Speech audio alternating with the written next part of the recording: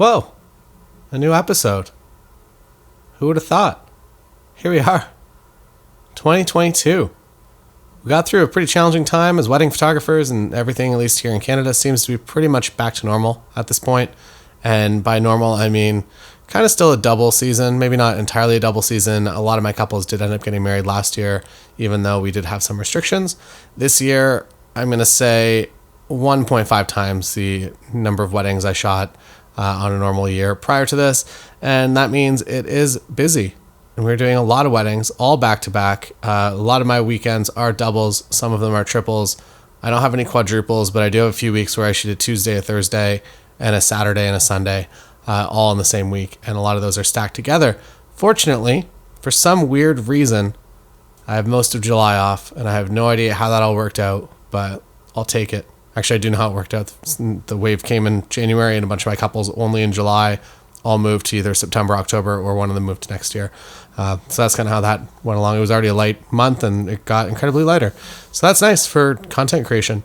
I guess I did a bit of a gear video on YouTube a little while ago, and I've immediately changed everything. I thought that this season I was going to be shooting the Canon RF 50mm F1.2 the entire season, and as it turns out, I am just not a 50mm shooter, and I think that that's okay. I think that this is the last time that I'm going to try this, and at this point I'm going to just come to the understanding that a 50 is a nice second lens for me. It's a nice lens to use whenever the scene requires it, but I am much more comfortable and happy either on an 85 or 35. So I think maybe this as a message to you, if you do find a lens and some of your favorite photographers shoot with it and it just does not connect with you, don't try to force it. Find what works for you and double down on that and just get really comfortable with the lens. I like the 85. I've been using it since the beginning of my photography career. Getting a digital SLR, I was on a crop sensor, so I had a 50 then, which was kind of the 80-ish or 85 equivalent, and that was what I was the most happy with. I could get a little bit closer. We jokingly call it the introvert lens, where you can get a little bit closer with the zoom and not actually have to be in the scene. But you're not bordering on the territory when you shoot, say, with a 70-200 and you're all the way at 200. When you look at the photo, you feel very removed from the scene. It definitely feels with the compression and everything. With an 85, I feel like that's still acceptable for me. With a 50, you definitely feel a little bit more part of the scene. With a 35, you definitely feel like you're right there. So those are the reasons that I prefer, I guess, not shooting on a 70-200 all day, because it really, my friend Nova actually calls the 70-200 her lazy girl lens, that whenever she's feeling lazy, goes out, does a wedding, you can just stay on a 70-200 all day. Could probably also use a 24-70 as a lazy lens as well. But I don't know. I wouldn't love to use one, even though I do have the Canon one, which is amazing. I don't use it all the day. More exciting things happening. We're doing real life workshops again, which is awesome. There's one in Iceland that I'm doing with Roadie Workshops, which is way up north in Cole and Nordica Photography. The Iceland is sold out. All seats are gone. I think there is a message on there. If you're very, very interested in coming to Iceland, send Cole a message and maybe we can figure something out. It might be a self-drive tour. That's kind of what we're thinking, but there could be space, but it's officially sold out at this time. There is, however, still space for our Banff workshop, which we are doing with Focal, a company that I'm a part owner of. And essentially what that conference is kind of a non-conference where we just go, you do a half-day workshop. So Sam Hurd is one of the instructors. If you don't know Sam, he photographed our wedding here in Canada. Carolyn Tran, who is an incredible photographer, Fujifilm ambassador, as well as Scott Robert Lim, who is a Sony artisan, and Nicole Ashley, who is actually from Edmonton, Alberta. This is almost a local conference for her, which is kind of fun. And kind of the way that goes, you go for a half-day workshop with each of them. So you cycle through, so you do a half-day morning, and then you switch instructors, and you go with somebody for the afternoon. And the idea is to give you a bunch of different perspectives, all from different photographers that do slightly different things, and for you to pull bits and pieces from each of them that make sense and to make them part of your own business. I think that's kind of my goal, at least the content that I make on YouTube and out in the world, is that I want to create something. I don't want you to be modeling your business exactly after what I've done, but I want to create something that you can pull small pieces from and build your own happy business. I think the important part of being a business owner is actually running a business that you enjoy, the day-to-day operations, that you find happiness in that. And if you are trying to emulate somebody, there's a pretty good chance that it's just not going to fit exactly to the core of what you really enjoy in photography. I would say overall, every single week, every single month, every single year, my business gets more of something that I enjoy. For a long time, I didn't really enjoy doing albums. I know there's lots of money to be made. I just didn't really enjoy the process of building them. I know I could outsource it, but I just decided that I'm not going to sell albums anymore. And I am very, very happy. End of the year, usually there was that Christmas rush that everybody emails you in the middle of November and they're like, hey, here's our selects. Can we have our album in 2 weeks now? And just because of order deadlines and whatnot, sometimes it didn't work out. It felt stressful. It added a lot of stress to that time when I just wanted to actually relax and have a little bit of time off after a busy season. So that is one thing that I removed. And even though it did generate revenue, I just decided that I would rather have a happier business and generate less revenue. And I ended up replacing it with a few other weddings and it kind of balanced out. And I guess to speak about maybe a little bit of what I'm going to be paring back, hopefully a little bit this year, is that, as you probably know, I do hybrid photo video coverage at wedding days. I love doing a highlight. I think that it adds so much value to your couple and just gives them something really, really good to look back on their wedding day. And I'll talk about this in a moment, but I have something really kind of special coming up tomorrow, which is very fortunate. But what I don't love doing is the full coverage. So that means I'm doing ceremony, I'm doing speeches, sometimes doing a choreographed first dance, and I'm doing all these different pieces of the day on multicam, and I'm coming back with lots of cards and lots of data. And I don't love doing that. I find that that's very stressful. I feel like also doing, maybe this is potentially a controversial point, I feel like doing that style of rolling coverage actually makes a worse highlight film. That yes, you get the audio, yes, you get the standalone ceremony and speeches, but I find that I dedicate too much time to that and not enough actually shooting for the highlight. And I do feel like I deliver a slightly less good version of a highlight when I shoot full video coverage like that. And that might be a bit of a weird thing. This coming, or I guess tomorrow, I have a very exciting wedding because it is one, I think I talked about this maybe on the podcast or maybe on a YouTube video a long time ago, how my ideal wedding would be that we're there to do primarily a highlight video. So make a really, really great highlight video that really captures the day. And then do the photos, like the family photos and a couple photos of the couple, but nothing else really.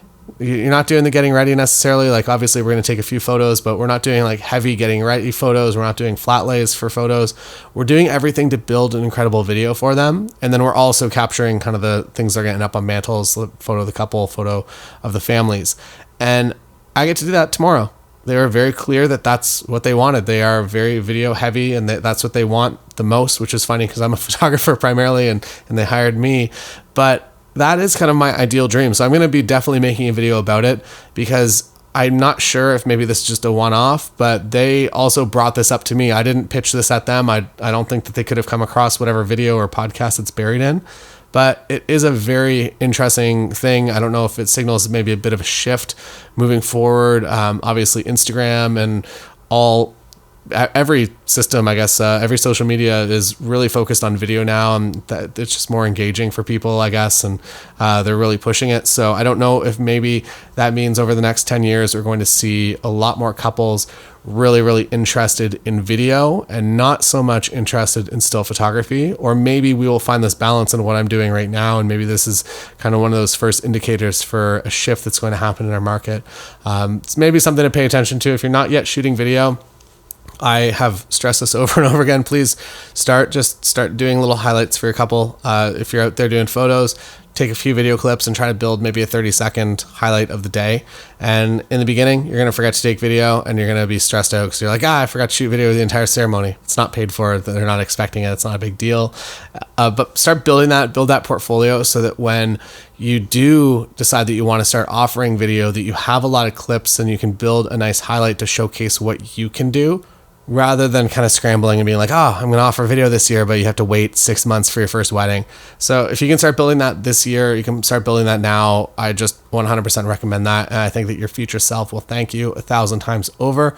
Not only is doing video really helpful and beneficial for couples, I truly do believe that it makes a better final product, that a photo is great. A video really captures the day, and the entire day you can sit there, you can be immersed in it. And photo video together I feel like really creates something special, especially when it's one person or maybe a small team, maybe yourself and your second photographer, putting together both the photography and the video. You know where the gaps are, and you know how to kind of make it a very cohesive package. The other huge thing with video is that it unlocks so many commercial opportunities. I can't remember the last time I went into a commercial job and only shot photo. I definitely know sometimes that I've only shot video, but I cannot honestly remember. I think it was a children's product company that we did a photo shoot for. And then I think the second time I went back for that job, it was a photo video gig because they had everything set up. Why shoot it twice? Why not just shoot everything? One of my couples just tagged me on Instagram. They're very happy with their photos. That was a last week wedding. So yes, start doing video. Sorry to derail the conversation, derail the thought. Start doing video, and it's helpful across the board for your commercial jobs, for even doing behind the scenes video of you and creating your own marketing material. Obviously, if you're advertising on Instagram, advertising an image is not going to go nearly as far as advertising a nice video that also showcases your photography, your stills. But it is definitely the shift that we're seeing in the market. And you know what? I might even make another podcast. It's just all talk. I feel like you got the Coles notes, but I feel like maybe there's a YouTube video within that about how the industry is shifting, and maybe the video that I'm doing tomorrow is going to be more focused on that, because I think that it is something that I personally would want, that I feel like as myself, if I'm getting married, how do I want the day documented? I want a really, really great 3-minute video and a few photos that we can print. I know how many photos we printed. Sam Hurd shot our wedding. They're like amazing photos. We also had a second wedding, and Beth Kay shot that, and all of those photos are amazing. But I know how many we've printed, and it's not a heck of a lot. Whereas a 3-minute video is something that we look back on a heck of a lot more. So, and that's somebody that is a wedding photographer. So maybe as a one-on-one sample audience here, I am feeling like this is a pretty likely shift that's going to happen over the next 10 years in the industry. And you can choose to maybe get ahead of it a bit, or you can choose to, I don't know, whenever you see it happening, react quickly, but know that it might be a thing to look out for. And that's all for today. Thanks for joining me for this random podcast. It probably just popped up and you're like, what? Taylor has a podcast? Oh yeah, I used to listen to that. And now you're listening again. So yeah, if you're interested, come on out to the Banff workshop. It's in Banff, Canada. Essentially, we're just setting up a bunch of styled shoots so you can come through and you can build your portfolio in a beautiful setting in a bunch of different environments, as well as you're going to do some more things that are actually wedding setups at a venue, as well as out in the mountains. And you can go to bookfocal.com/Banff, BANFF. And get your ticket there. The hotel's not included, and I think the hotel that we're at is actually sold out. But don't stay there. It got overpriced very quickly. It started out normal, and then prices kind of spiked, I think, with people booking stays there. Find an Airbnb that's nearby. I would recommend, if it's your first time in Banff, to fly into Calgary Airport, obviously, and rent a car and go for a drive. If you have your own car, that means you can kind of do whatever you want, and definitely schedule a few days kind of on each side of it. This non-conference is in September, I think the 14th and 15th, but please verify that on the webpage. And definitely get a car, go for a drive around the mountains, maybe a day or two early, or stay a day or two afterwards, because it is a very, very beautiful place. And I am excited for a few new people to discover it for the first time. It's such a cool experience to go to Banff for the first, even if you've been to the mountains. It's not the same mountains. The way it seems like somebody actually like set designed this. They're like, okay, highway goes through the middle of these mountains, but we're gonna put the mountains on the left and right close enough to just like make it very scenic anywhere you go. So we're gonna find some good scenic spots for you. We're gonna put some couples there and some wedding dresses and some engagement style couples and some setups, and really make a good use of time to build your portfolio. And you can go home with something cool experience, maybe some headshots, do a headshot swap, and build some reels with people. It's gonna be fun. Come on through. bookfocal.com/Banff. And I'll see you there. I'm the host with Lindsay. And that's all for the podcast today. I'll see you again. I don't know when. Maybe message me on Instagram if you even listen to this, because I'm not going to promote it. So if you found this and you listen to the end, let me know. And let me know what you want me to talk about next time. Or ask me some questions. Throw some questions in there. Podcast questions. I'm happy to respond to them. And maybe we'll get this thing going again. See you later.